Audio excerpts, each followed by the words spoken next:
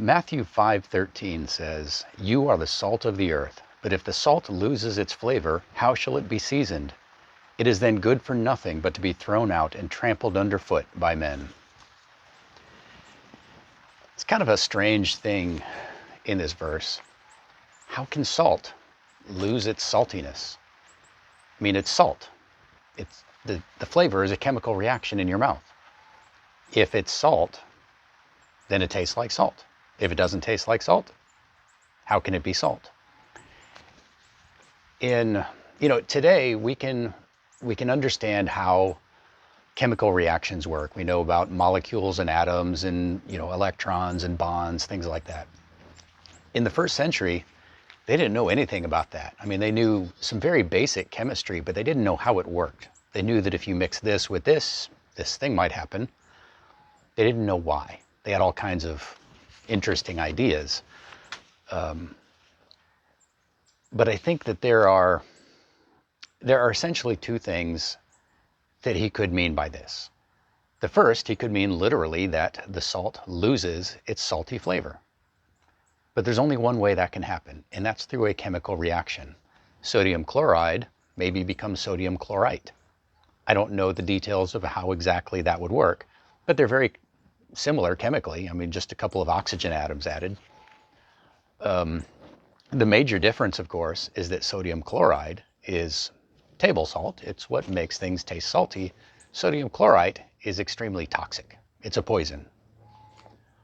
You wouldn't want to sprinkle it on your popcorn. Another thing that could happen is, salt is used to absorb things. It could be used to absorb blood. I mean, Jews today, if they eat rabbinically kosher, they will pack meat in koshering salt. That's why it's called koshering salt. And that will absorb a lot of the blood or a lot of the fluids that aren't even necessarily blood, but they kind of look like blood, out of the meat. And personally, I don't think that's necessary as long as the animal was bled properly.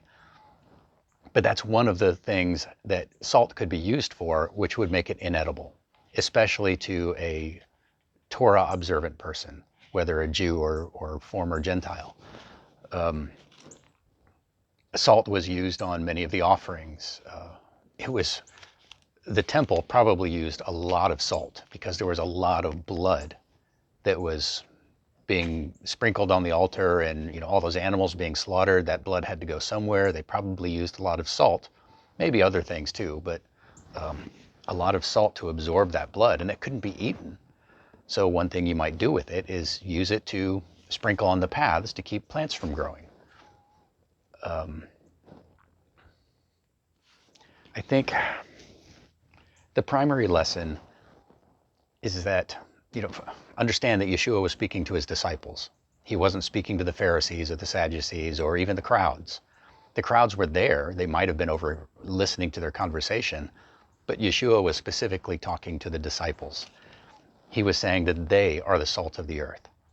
And this idea of being the salt of the earth is that, we are supposed to be the thing that makes the world palatable to God. We bring righteousness, we bring discipleship, we bring Yeshua to the world. That is our purpose in life. And if we're not doing that, if we have lost our saltiness, what use are we to the kingdom? There's a few ways that can happen to us, just like with, a couple of ways that, salt could be considered useless.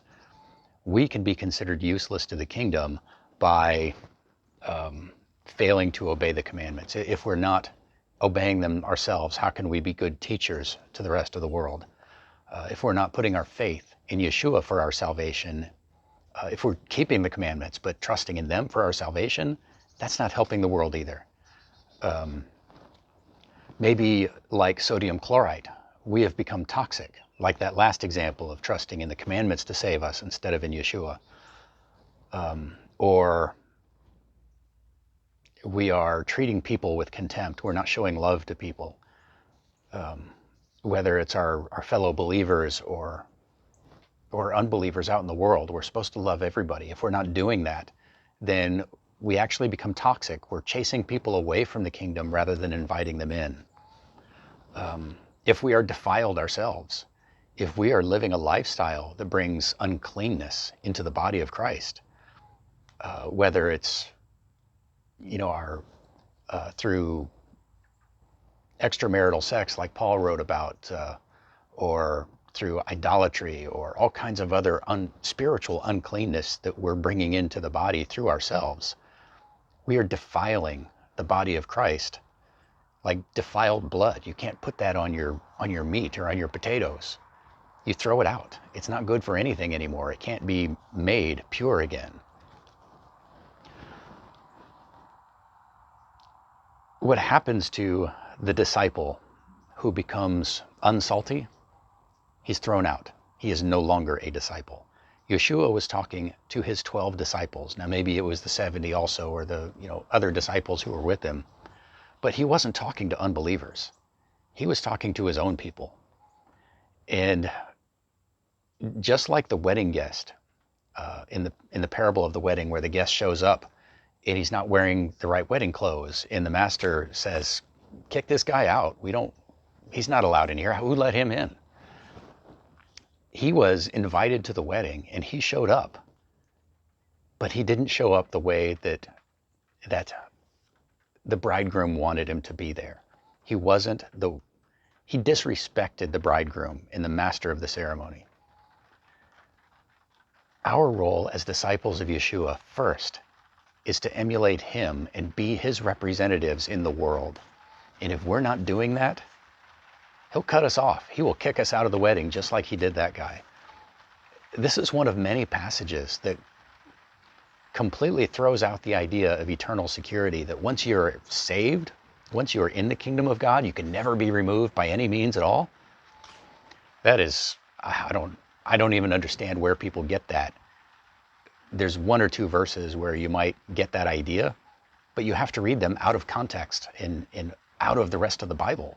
I mean, passages like this clearly say that if you are a disciple of Yeshua and then you lose that status by defiling the body or by becoming toxic to the body, Yeshua will kick you out. Sanctification, the process of becoming more and more like Yeshua over time. This is a vital process. This is how we breathe as the body of Christ.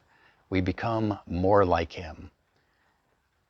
I know that for myself in recent years, with all the insane politics, the hostility between people in, the crazy theological beliefs,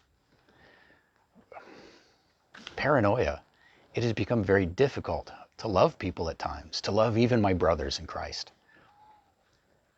But we've got to do it. We can't be the toxin. We can't be sodium chloride when we're supposed to be sodium chloride. Because then we're a pathogen. We're a foreign substance where it doesn't belong, and God's immune system is going to expel us. So we have to make sure that we are, even though we are flawed, we are never going to be perfect. We have to keep moving forward, becoming more like Yeshua, more salty in the world with every day. This is Jake Harper from American Torah. Be blessed.